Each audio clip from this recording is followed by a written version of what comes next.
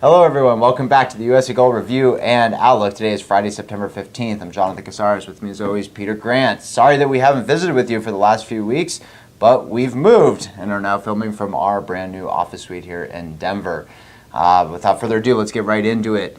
Obviously, a lot of fireworks over the last couple of weeks. Tough couple of weeks for us not to be visiting with you. Gold moved definitively through $1,300 an ounce, all the way up to mid 1350s at one point. Has now retraced some, kind of showing some stability or some consolidation, might be the better word, here in the kind of 1320 level. Silver even touched above 18 at one point. It's back about 1760 here today. But, all signs point to a pretty strong market here, Pete, don't you think? Yeah, technically speaking, the market looks very strong, even with the consolidative tone this week. Fundamentally, still very, very positive, I think, between the geopolitical risks and the political risks in Washington and kind of a generally soft tone in the dollar. Well, yeah, exactly. And that's, the soft tone in the dollar, the Fed, their inability to raise interest rates, weak inflation numbers. You're starting to see a confluence of factors that are influencing the gold price. And I think that that's why we've had what we've had. And we had this, very important psychological break above 1,300. The next big one is 1,375, next big technical mark. That's where we hit in kind of the Brexit blow up last summer, and so that's a significant number as well. Breaking above that, and it's kind of all signs point to higher significantly. You basically have a complete technical retracement of the decline from 2011, and so we're kind of like right on the doorstep here, Pete. And things are showing. There's all of these factors that were once kind of overhangs on the gold market are starting to dissipate, and you're starting to have a whole bunch of factors that are more positively influencing the price. Yeah, and I think with regard to what you said about inflation, weak CPI and PPI this week really definitively takes the rate hike for September off the table. It has been for a while based on Fed funds futures.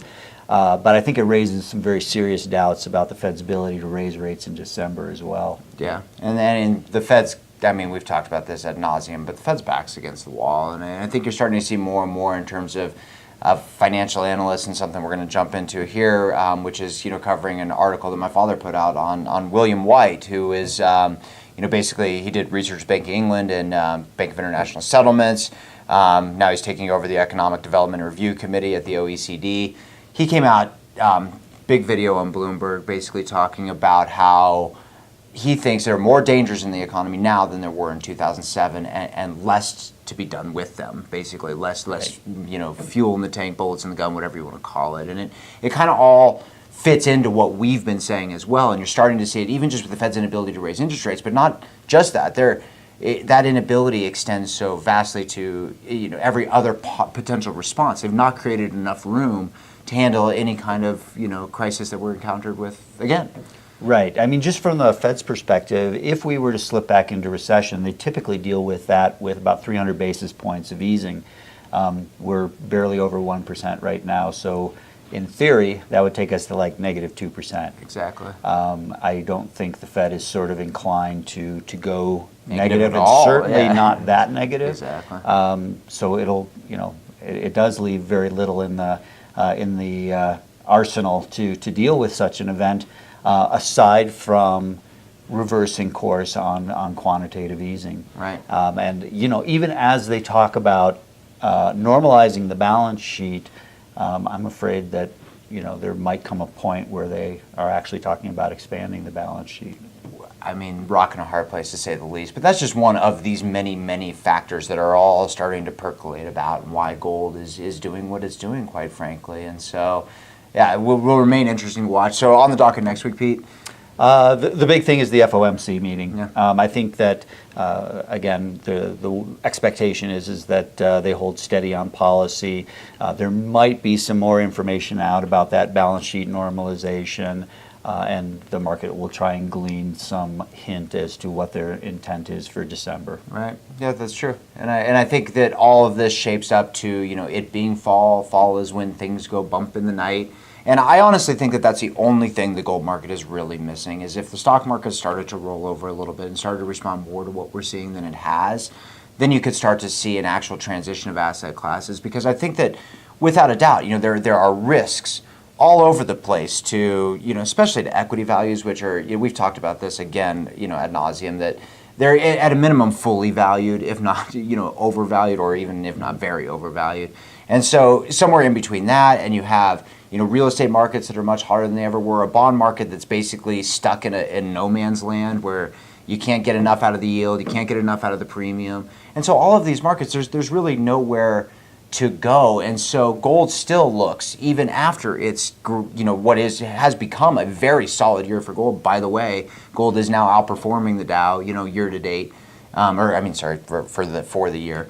But it's a pretty extraordinary move given how quiet it's been. And so, but it all wraps up to this reality that you almost just needs one single catalyst to really make that move, above that technical level we were talking about earlier. Yeah, and there are plenty of things on the table that could spark that. The geopolitical risks are probably a big one. Tensions remain very high with regards to North Korea. For sure. So that's a big one. And then whether the president can advance his agenda before the end of the year is another big question mark. Yeah, busy dealing with these other things, obviously. So yeah, it all points to if these things start to happen, and if these transitions of assets occur, and gold looks like one of the only undervalued asset classes out there that actually is rebuilding itself, it's going to be very attractive to people, even well beyond the way we have advised gold ownership, which is as a protective measure and as an alternative savings vehicle. You get into a technical strength position, and it starts to become a speculation as well, and that's when you see kind of the big time movement in gold. But it kind of leads to our golden gong here this week, which is from Jeff Christian, CPM Group. Jeff is, like you told me, he's not necessarily a gold bull. No. The CPM has been neutral to bearish in recent years. They made a pretty good call. They did expect gold to bottom 2015, 2016. We got a low in 2015 and 2016. Yeah. So far they've made a pretty good call. But what I thought was really interesting is what he said this time in terms of allocation and how much you allocate, and that's what the golden gong is going to be. And so just a little background. Christian adds, so this was in an interview with Kitco. Christian adds that his firm conducted extensive research around the ideal gold allocation in today's world. Since the early 1980s, most portfolio managers allocated a 5 to 10% holding in gold. This model, Christian says, had not been updated in years. Given everything that is happening in terms of risk reward, it is now 27 to 30%.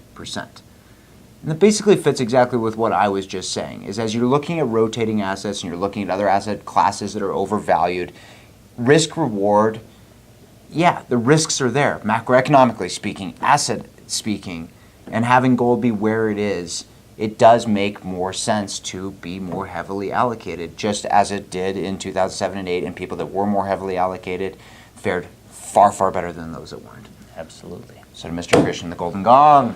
Thank you very much for watching. I'm Jonathan Casares. I'm Peter Grant. See you next week.